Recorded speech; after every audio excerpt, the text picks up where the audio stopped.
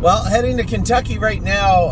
It is a beautiful day. I had time to get up this morning. I didn't get up super early. I planned on getting up a little bit earlier, quite frankly. But every so often, when Amy and I get a chance to just relax, what happens is these questions start coming into your head, right? What do we do with the school year coming up? The kids have school starting here in a couple of weeks. Ava's in PEI visiting her grandparents, having a great time. Ollie is in the middle of his last two tournaments of the season. In fact, that is a point of contention because his last tournament kind of overlaps with school year here. Addie, she doesn't care. She just goes with the flow. But she has camp this week also. So Amy, she woke up today knowing that Addie is going to miss Monday, Tuesday camp. She just is. Addie was okay with it, but those are the things that bother Amy, and that's partly to blame. That's my fault. I create such a chaotic atmosphere sometimes that it can be overwhelming. I'm sure it's overwhelming to me, and I don't mind it. I don't know what I'm doing. I'm on the phone with the race office this morning with the Poconos, trying to figure out what races our horses are going to be in, if the trotters are getting in, and if the pacer gets in the hemp. I'm pretty sure by now he's going to have to race in the top division, which is in its own right a little concerning. I think he belongs there. It's hard to say when you look at who he's going to have to race against. Man, those are the sharks. Those are the top of the food chain horses. And those are the horses he's going to have to race against on Saturday. You know what I'm talking about, right? Casey's two horses and all those other killers. The horse that won the Adios will likely be there. It's going to be a deep group of horses. But, when you earn that kind of money in a year, it gets you into that class. So now I'm trying to figure out what race is that going to be, because I'm also thinking about the Gold Cup and Saucer. Just to put it in perspective for you out there. Saturday, we have the hemp and two trotters in the Beal, more than likely, hopefully. We have Aunt Lily and Freedom Hill racing in Scioto. We have Chicago Hall racing in Ontario. And we have Save America, and what I hope also is Rock Shining Star racing in the Gold Cup and Saucer. 4 major races on our calendar, all on the same day. I can't make 2 of them. I might not be able to make 3 of them. Might not be able to make any of them, I suppose. If we don't get the trotters in the Beal, and Time Is On My Side draws the outside in with Legendary Hanover and those other killers, well, might be a job for someone else. Because what else is important to me, and you guys know this, you followed me all year, Oliver's major tournament, the ICBAs, are this weekend. 1 game on Friday, which I will hopefully be at. 3 games on Saturday, which I likely won't, which bothers me. It's just the way the day is. That Saturday, on this calendar, this year, this month, this week, Saturday has so much going on, I just can't possibly do it, more than likely. But there is a slight percentage chance that I may. Save America draws a trailing post, and Time Is On My Side draws the outside, and with those horses, I might be going to the ICBAs, I tell you right now. So, but it's not just tough for my family, it's tough for everybody. Our larger family, when I step back and look at the stable, this is the time of year where tensions are a little heated sometimes for some clients because they haven't had great years. They haven't had a great year, or years maybe, I suppose. I keep telling everybody, this is a merciless game for you, for me, for everybody. You can't take your foot off the gas, and you have to work hard every day. There should never be a question in my mind when I go to bed, did I work hard enough today? It should be a non-starter. And I've been in both boats. I've been a part of some of the horses that have raced very well, and some of the horses that haven't. I told you guys, my 2 picks that I kept shares in to race this summer in Ohio were Wander Hill and LT Troubadour, and both have since been sold. Proving that not only do I not know anybody, no one knows, and it was Scott and I talked about it the other night, the one that stood out to him on the first baby day was the Priest. and he's since been sold. Now, we've had lots of horses that have done great this year. We've had a tremendous year, both on the rookie and sophomore side, but not great for everybody. So this is the time of year when, it's wonderful to post all the great videos. Oh, Irresistible Sun won, and Gypsy Hill won, and Prince Charmer with the best race of his life, and the rookies are doing good. Chicago Hall is going to race in the Wellwood Elimination next week, and Arrowhead Hanover just beat in the Sire Stakes last night. On my way right now to drive 6 in Kentucky in Sire Stake races. But what if you don't own any of those horses? And that's where the merciless part of this game comes in. So I get it all this time of year. I got a million questions today and yesterday, and whether it be invoicing questions, I just forward them to if I don't answer, if you send me a question about an invoicing issue, or can you explain this, if it has anything to do with the financial aspect of the stable, I usually just forward them to, right now, definitely to Wendy and Amy.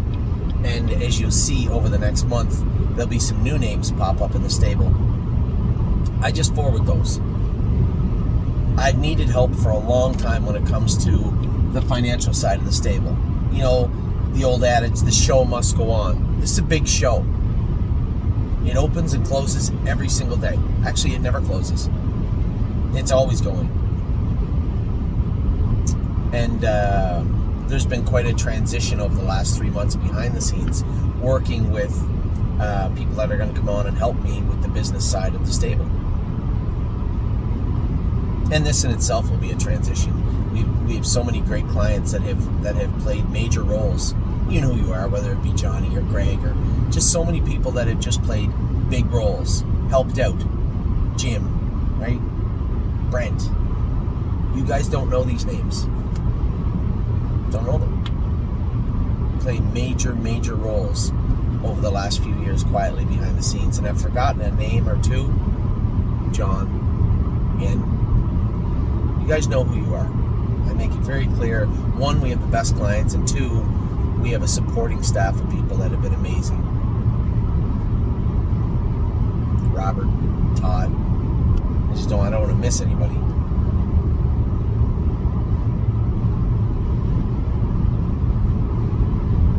I get emails all the time from people saying, Anthony, I appreciate what you guys do, and it's amazing what you've been able to pull off. Well, it isn't that I've pulled it off. I may have held it together and held all the corners of the sheets the best I could, but I've had a lot of supporting staff. You guys know, obviously, the role my wife has played, or whether it's Eric or Kelly or Curtis or Wendy, the roles that people play, they're not just important roles. Without them, nothing is able to function. And they'll be addressed over the next few months. We have to look at the viability of the stable moving forward. How do we ensure that there's a 2025, 26, 27, 2040 of the stable? How do we ensure that will happen? How do we ensure that the stable is a functioning, operating entity? And I've needed help with that for a long time, and it's on its way. Now you will see changes over the next few months, and I'm certain, and there's been talks, cost effectiveness of some of the things that we do, and you guys know all this stuff. Whether you are unaware of it and really inside your head know it, or whether you're very aware of it and have taken note of it, we do our best to keep our prices down, but at the same time, they haven't gone up at all, and likely will have to this fall. All the stuff we do outside the stable, but is really still inside the stable, goes unchecked. It's just kind of a kite on a string. So the stable has to be streamlined. It has to be more useful and user-friendly for our clients, and easier to maintain from the back-end staff, like Wendy, like Kelly, like Eric. People that help ensure that things run smoothly.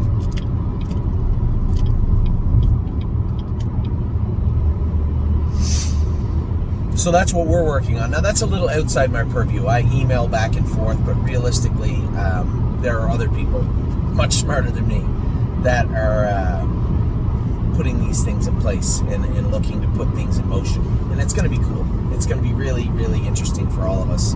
And that is the back end stuff. And I like to deal with you. I like to deal with the front end stuff. I like to deal with the horses and the people that own them, which is so interesting because the makeup of this particular business will be people that like dealing with numbers and not dealing with people, and people like me that love dealing with our clients, talking with our clients, and being a part of this, of what you see every day, the play. That's what I love, and that's what I'm going to get back to more of this year. So obviously, I don't mean to ramble, but I am driving down the road. I have a 4-hour drive and a lot of stuff rolling through my head. I like to start my week, put all the cards on the table. We talk about the horses every day, but there's so much more that goes on in the stable. If you caught my interview the other day in the Winter Circle, talking about our clients and how important everybody is to the stable, right? How much fun it's been. That's what I want to ensure that we keep doing. I can't ensure that we're going to win races all the time. I can't ensure that people are going to make money, and it shouldn't be about that. Because if we continue to make it about the entertainment and the fun associated with horse racing, then everybody wins if we do our job right. And as I say that, we have the fall sales approaching, right? How are we going to address those? We actually have 6 horses already, yearlings that are coming in. You see the 4 on the board, our homebreds. They're going to be going up for sale. How do we do that? That's the first year we've really done that. I think the best way to do it is the best way to do it for us is start doing some videos of those babies so you can get a look at them. I already know what they look like. They all look great. And then start to bring them in. I suspect we'll bring them in around the end of August.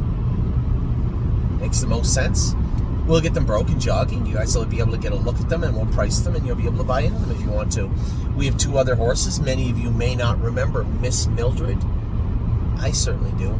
It was, we've had some devastating losses over the last 10 years. One of them was her. If you remember back, this was I believe she was a Sunshine Beach filly. Qualifying, she was coming her last quarter like 26 and a piece, 27 in her first lifetime qualifier. Cut her leg, severed her tendon, was done for life before it ever started. Good broodmare though. So Jacob, his father, took her back. They owned her with us. Took her back, bred her, and her foal, her first foal, I believe it's a Sweet Lou. Not positive though. It's coming to the barn. Sweeney's Sister by Volstead is also coming to the barn. That'll be our second Volstead because State Park's Volstead yearling is coming to the barn. So those are exciting things. How do we price those? Do people want in on those? I don't know how many shares are available. The people that own the babies are the first ones that are going to have the ability to keep shares or sell them privately if they want. We talk about the babies, bringing them in and breaking them and training them down.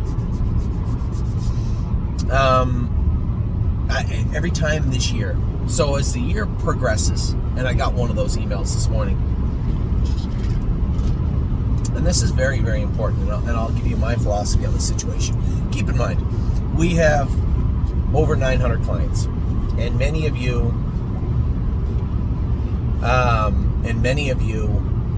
as they keep coming in, and many of you have various levels of knowledge, understanding, and experience in horse racing.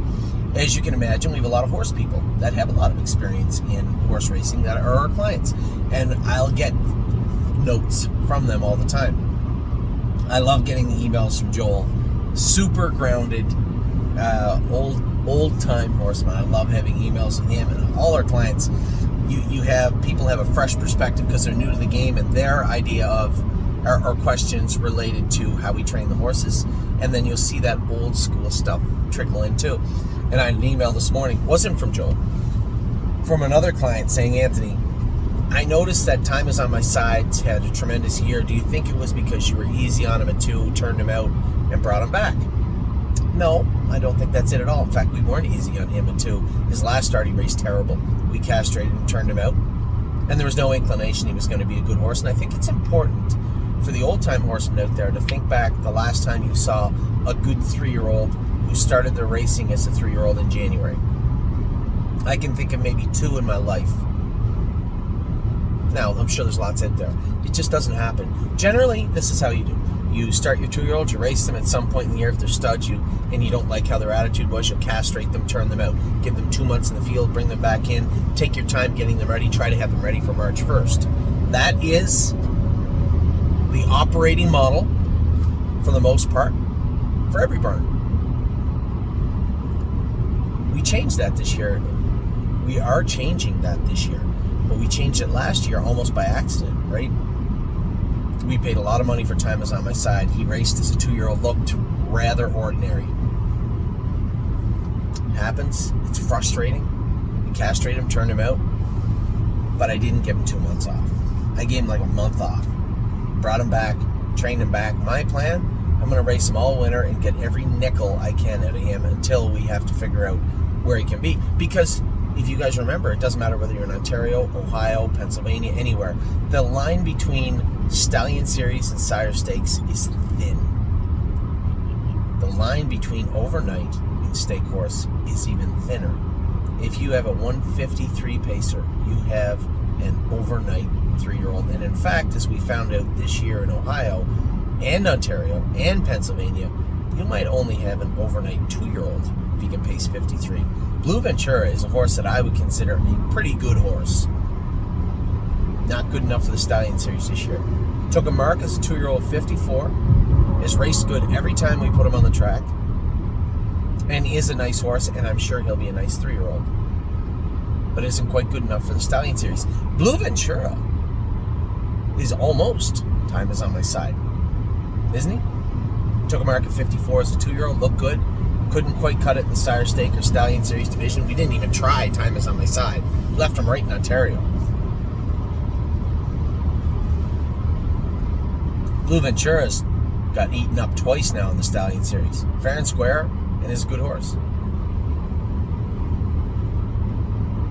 So you never know. But we brought Time Is On My Side back. Raced him. Had him ready to go Christmas. Raced him in January, raced him in February, and said, it's kind of a nice horse. He came back pretty good. He's not a stake horse yet. What should we do? Well, let's race him through the end of that series. Turn him out, bring him back, see if he can do in the stakes. By the time the series was over, it was pretty clear he was some sort of stake horse. Stallion or sires, who knows? He's something. We're going to bring him back. And I remember having the conversation with James. He goes, what are you doing racing this horse? I said, well, James, let's be clear here. Let's be fair. Did you think he was a Sire Stake or Stallion Series horse when you stopped racing him last year, when you drove him his last start? No, he was terrible. He goes, well, he wasn't terrible, but he was rather ordinary. That's a fair way to put it. So why wouldn't I race him all winter and try and get my money out of him? I'm thinking if we can make 40 by March, sell him for 50, salvage some of the money. Just the way it is. That's racing. Chalk it up into that horrible little umbrella that says just racing. That's just racing on the top of it. But in that time frame, turned into a better horse. So we're going to do the best we can. We're going to rest him, bring him back for the stakes, and race him, which we did. He raced great. And then he had a break after his first couple of stakes till the next group. Now, he's actually graduated to the point where, geez, this horse might be able to do in the Adios. This horse might be able to do in the Jug. We have the Matron at the end of the year. Who knows if he gets better? He's got the Breeders' Crown. But as this whole year progressed, a timeline unfolded that has never been utilized. It's just taboo. You don't do that. You can't do that. Oh, yes, you can. And it opens up this entire different world. It's like somebody turned a light on and you didn't know there was a closet there. It changes everything. So to go back to the original question, do I think racing him till 8 or 9 starts, turning him out and letting him mature is the reason he's a good horse? No, not at all. Nope. I truly believe that he came back, raced against inferior company, and his overall ability bubbled up because his mentality changed. Did he grow up? Yes, of course he grew up. But he's in no different position than hundreds and hundreds, thousands of horses before him. You can't use him as an example without using other horses too. Did the same thing with Lonely Lakewood. Brought him back. He's a condition claimer. A nice one, but a condition claimer. So you can't just cherry pick horses. When it comes to training 2-year-olds, I get it from Joel and I get it from other clients all the time. Do you think that there's too much pressure on you to have the horses ready in June and July? And do you think that maybe they just train too hard and that's why they come apart, some of them? These are athletes. And I'm a firm believer if they come apart in July or if they come apart in March, they likely would have anyway. By come apart, I mean they start to show lines. We'll talk about Oh He'll Know, filly that I think very highly of. Now, we're in a very rare position where we can patch and go with her right now, but I think so highly of her, and her knees are so suspicious that I'm more apt just to pull the plug and have her ready for, you guessed it, Christmas time. I like that we destroyed that mold, broke it, and I would love nothing more than to support what we were able to do. Listen, time is on my side situation may be a one-off. Maybe you can't do that with a lot of horses, most horses. But if you can, well, that changes everything. And the idea that we have to have them ready, I believe they should be ready to go June 15th. They can't always be ready, right? Melisandre's still not ready. Captain Incredible is just racing tomorrow for his first time. It's August the 11th. So no, I don't think they all have to be ready June 15th. But on an equal playing field, when we put the work into them, they stay together, they stay sound, they stay healthy. June 15th, I believe they should be ready. And this idea that, well, don't you think it would help this horse out? These are athletes. And this is where the path that I choose, or I feel that I'm on, is different from other people. James and I butt heads about this all the time. Good horses are good horses. And the idea that if you protect them, they'll be great horses, I don't believe that at all. I showed Joel, we were talking about this, and I sent him some Beach Somewhere's lines. Qualified end of June, 1st of July. Won the Battle of Waterloo, so raced on a half-mile track, very hard. Usually that's a graveyard of okay horses. Raced them all, everywhere, right through to the end of the year, right through to the end of the stake season at 2. Come back, and arguably the best horse to ever race. In our generation, easily top 3. You guys know that. And I think it's fair to say maybe the best horse ever. Maybe. And that's different, subjective to every jurisdiction and gait and sexy. I know that.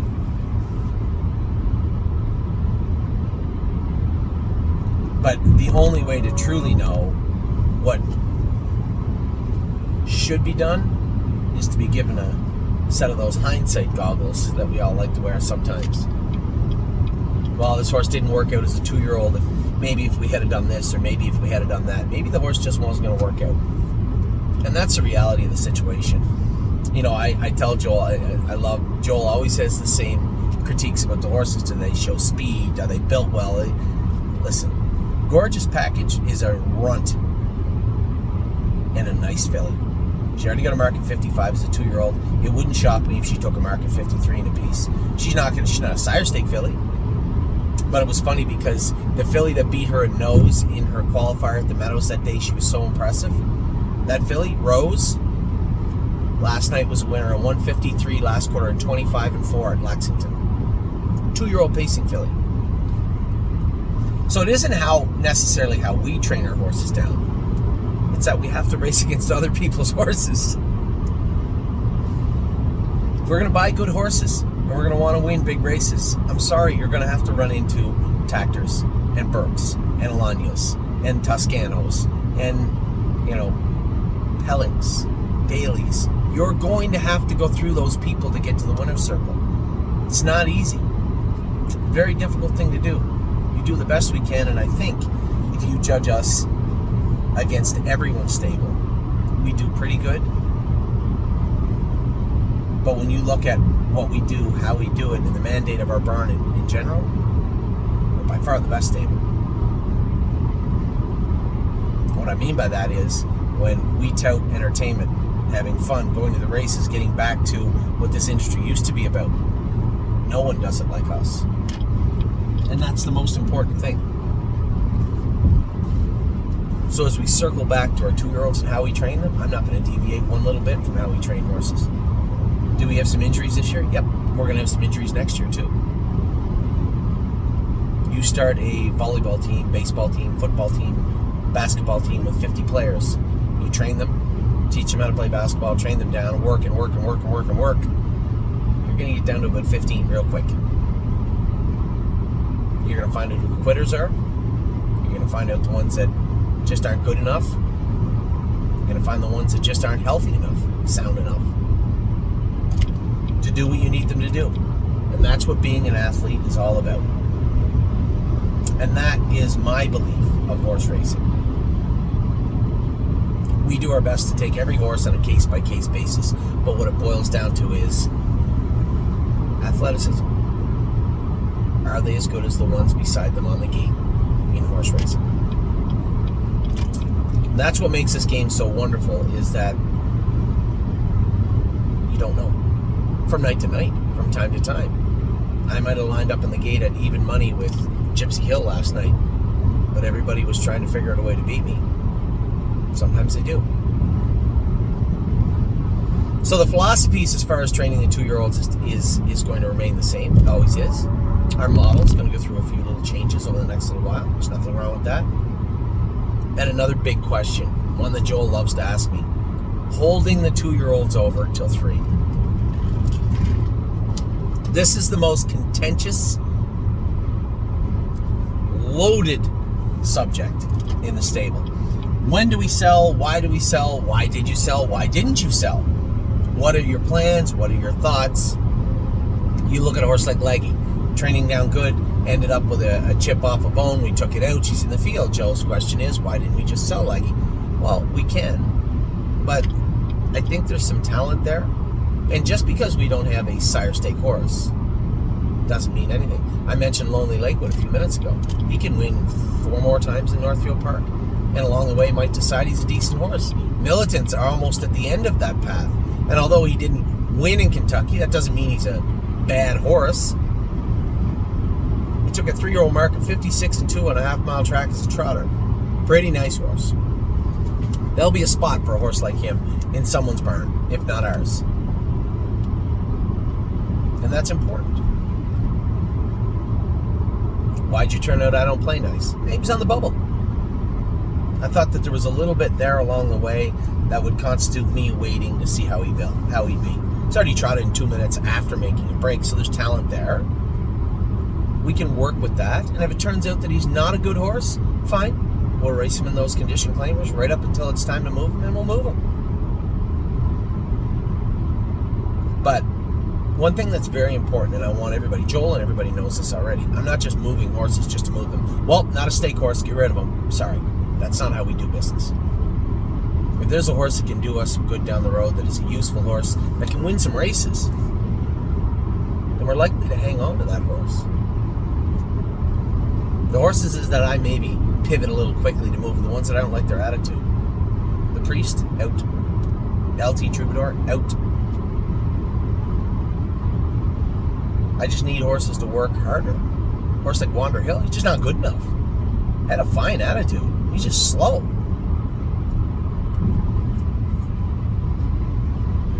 And now you start to see what I have to work with. You have the people that just, if they're not good enough, get rid of them. Not good enough, get rid of them. Then you have the other people saying, Anthony, why don't you just give the horse a shot?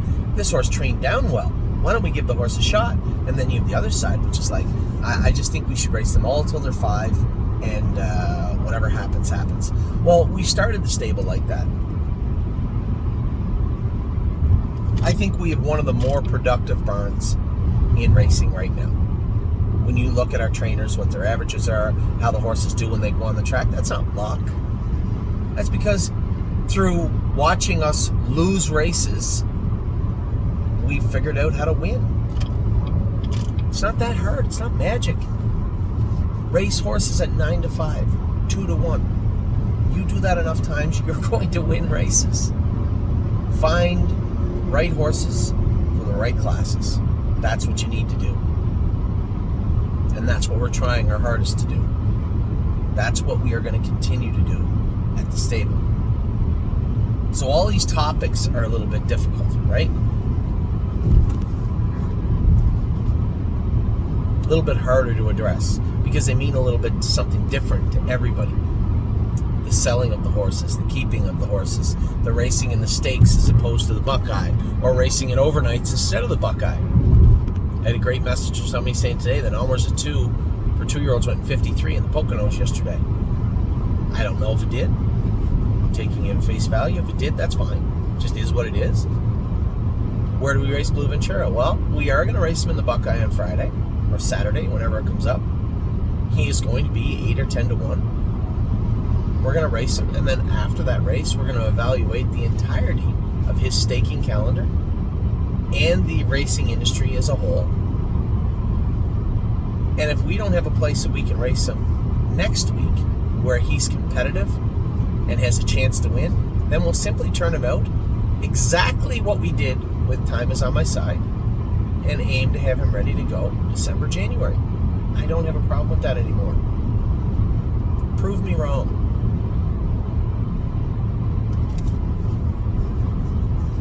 And that's where we're at with those horses. So I wanted to cover a lot of topics this morning. I know it's a long video. I don't think I rambled too much or got off topic. I wanted to talk about, the frustrations for some of our clients. I get it. I'm in that boat too. The elation for some of our other ones. Where our horses headed. Still, a lot of those schedules are very fluid. We talked about Memento Mori the other day. Let's get the Breeders' Crown this fall, and he'll likely race in the elimination.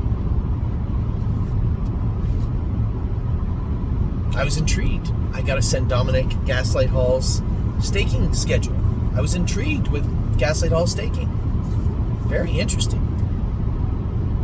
And the more I think about it, the more I think we should race him in Kentucky next week. Bring him back to Ontario. I believe we should. Now, it's going to be people say, I'll just leave him in Kentucky. I don't want to do that just to do it. We'll see how he races, but I think he should go Kentucky to potentially secure a spot in Kentucky in the final. Possibly. Go back to Ontario. If he wins his next grassroots, that should secure him a spot in the final, maybe, I think. It's still very fluid, but interesting. We have all these other horses getting ready to go. Resolve Indeed, Princess Dream. What are we doing with those? As I said, Chicago Hall, Memento Mori, all the fillies that are down here. Captain Incredible. What are we doing with him? Arrowhead Hanover. Where's he going? These are all great questions. The reason they're great questions is because they're nice horses. I mentioned like 8 or 9. We started with 50. We have a lot of horses in the middle, right? Oh, don't forget Freedom Hill. I guess the only disappointing the only disappointing division is the 2-year-old trotting colts in Ohio. This was a division I touted all spring. Man, these horses look good. They look good. They look good. None of them are good right now. Cadeau, we turned out one of our better ones in the dance horse. I don't play nice. Turned him out, let him grow up. He'll be back at Christmas time. Cadeau's knees are bothering him, but he is. He does have a path to race in Jug Week. Veterinarian has said so. But none of those horses come back super strong. The fillies looked okay and all came out swinging for the most part in the summer. Gorgeous package. I would love to be a sire stake horse, but let's not be greedy. She's a really nice filly. Rose Run Alexandra, nice filly. Rose Run AJ, nice horse. He's doing nothing wrong. There's just a whole bunch of really good horses in Ohio. Anyway, I don't want to go on and on and on about it. I thought today was pretty impressive, the takeaways from today. I do want to talk about what the buckets are going to look like this year. Every year we have a little bit of input from people, and I appreciate it. what do you want them to look like? We have the Ohio sale coming up in 6 weeks, I think. Man, I can't believe we're talking about sales already. Coming up in 6 weeks, we're going to start moving our 6 privately owned horses into the stable. Likely list some shares of those for sale also this fall. We talked about changes that will be going on the back end of the site. And what I'm excited about, the changes on the front end of the site, which would be me having more time to do much of this, speak to you, pay attention to the horses on both sides of the border. Anyway, I think 35 minutes is enough. But I am really happy with the way things are going. That goes without saying. Really happy with the future ahead for the stable. For our rookies now, for our sophomores. A lot of those horses will be retained to race as 4-year-olds because I think they're going to be super effective. Irresistible Sun, to say the first, I think he could be an open trotter at Northfield all winter long. He is quickly becoming, maybe not Spitfire, but closing in on being a similar horse in a little more diluted form. And I would love nothing more than to have a horse like him to be able to race in the open at Northfield. That would be great. Just excited about the time ahead and excited about the time right now. And with so many emotions flowing and so many questions being asked and so many things being asked of me or from me, I thought it would be great to give you guys just an update on just a quick state of the union, so to speak. How things are going at the stable. How things will be going at the stable, hopefully. And how happy I am to see it all unfold. So with that, I'm going to let you go. If you have any questions, I'm sure you do. If you have questions, comments, send them. You can text them, email me. I'll be around all day. Obviously, I'll be in Kentucky in another 3 hours. And then reachable for most of the day after Lexington. So with that, I'll let you go. I hope you guys are having a wonderful start of your week. We did have a great weekend. We did and have had a great summer. And I hope we can keep it up straight through into the fall and winter. Take care.